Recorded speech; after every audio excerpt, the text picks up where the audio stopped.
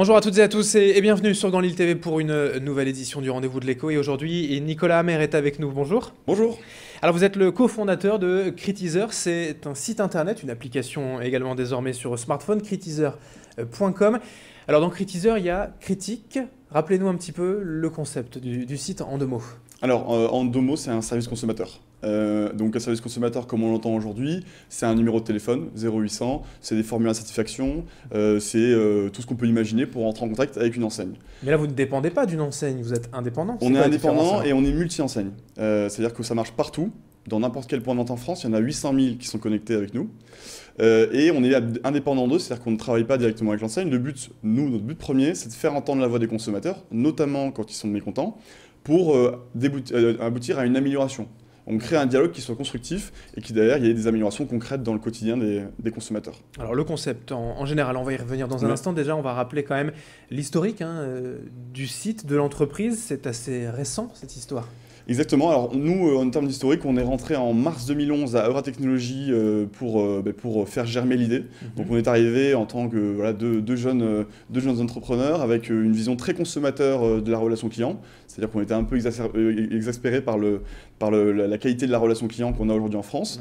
Oui. On a voulu mettre un peu un coup de pied dedans. Donc on s'est dit comment est-ce qu'on va changer les choses, comment on va changer le monde quelque part. Et on a mis 6 mois à définir l'idée, rencontrer les consommateurs, rencontrer les entreprises et savoir comment on allait changer la relation client.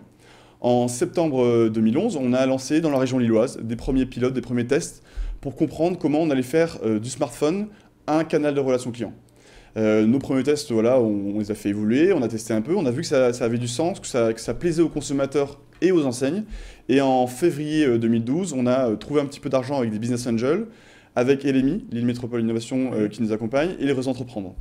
Et en septembre 2012, on a donc sorti l'application Critizer qui est maintenant disponible sur les stores d'applications iPhone et Android. Alors quand vous dites service client, concrètement, et si je comprends bien, vous m'interrompez si je dis une bêtise, on donne un avis sur un commerçant, sur un service client, ou on demande un service client directement au commerçant? Alors, on ne donne pas un avis, parce qu'un avis, nous, on a la vision avis consommateur, et les avis consommateurs aujourd'hui sur Internet, c'est très décrié, c'est pas toujours juste, et c'est souvent à la destination d'un autre consommateur.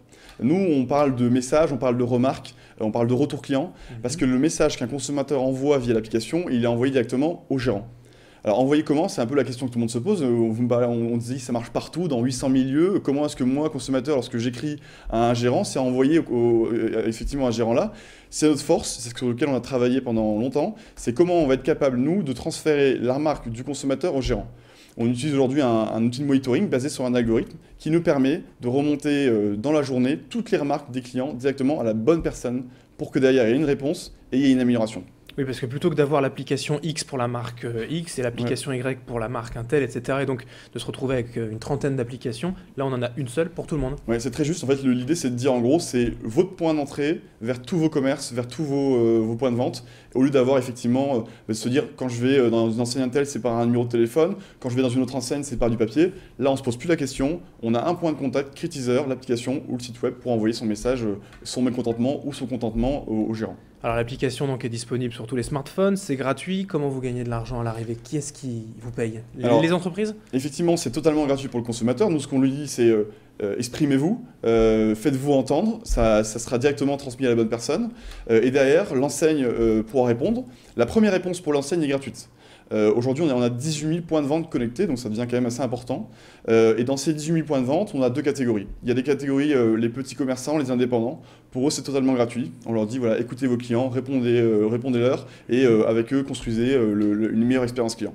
Pour toutes ces enseignes en réseau, les franchises, les grands groupes, là, on propose au siège du grand groupe un outil de monitoring qui va lui permettre de comprendre la satisfaction de ses clients et de gérer ses points de vente par la relation client. Est-ce que mon point de vente répond à tous ses clients? Est-ce qu'il répond vite? Est-ce qu'il répond bien?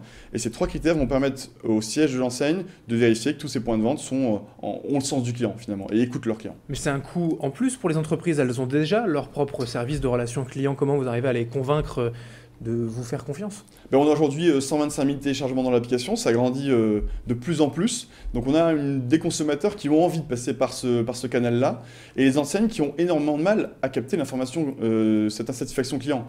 Aujourd'hui, lorsqu'un client vient dans un point de vente et qu'il est insatisfait, dans 96% des cas, il ne le dira pas à l'enseigne. Pourquoi? Parce que c'est compliqué, parce qu'on a peur du face-à-face, parce qu'on se sent petit face à la grande enseigne, ou qu'on se dit il y a des choses plus graves dans la vie.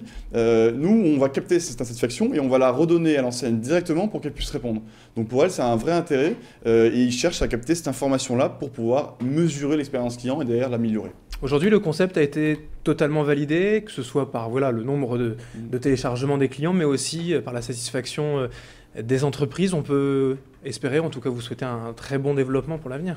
Alors aujourd'hui, le concept est validé. La relation client par smartphone, c'est un vrai sujet. La relation client en général, comment on va l'améliorer, c'est un sujet également. On a validé le concept en France. On grandit en termes de consommateurs. On a une communauté de plus en plus grande. On a de plus en plus d'enseignes qui jouent le jeu. Et puis on espère dans les années, enfin même dans les mois à venir, un premier développement à l'international, notamment en Grande-Bretagne. Ça n'existe pas encore, ce type vraiment d'application dans les autres pays? Non, ça n'existe pas en France et dans les autres pays. Seulement aux États-Unis, on a des applications un peu équivalentes. D'accord, très bien. Merci Nicolas Amer d'avoir été avec nous, donc cofondateur de Critizer, critizer.com et sur toutes les tablettes et applications smartphones. Merci d'avoir été avec nous. Merci. Et merci à vous de nous avoir suivis sur Grand Lille TV. Dans un instant, l'information continue.